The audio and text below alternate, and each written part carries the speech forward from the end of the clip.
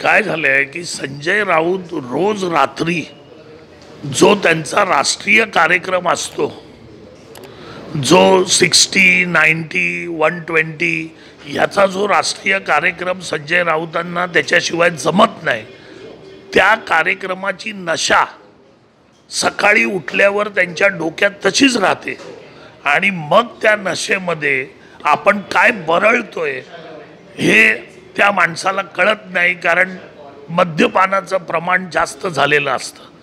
तर असा व्यक्ती जो आहे त्याला काय कळणार. आणि राहिला प्रश्न बांबूचा, तर बांबू गुढीपाडव्याला पण आपण गुढीला बांबूच लावतो, आपण झेंड्याला पण बांबूच लावतो. मग यांना कोणत्या बांबूची भीती वाटली? बांबूमध्ये पण प्रकार आहेत ना. मग यांना कुठच्या बांबूची भीती वाटली? कारण त्या बांबू ज्याची भीती वाटते, ज्या बांबूची, तशी कामं उभाटा करते आणि म्हणून त्यांना त्याची भीती वाटली. नाही तर बांबू लावणं हा त्याला काय, बांबूला काय हे नाही. आणि बांबू तिरडीला पण लावला जातो,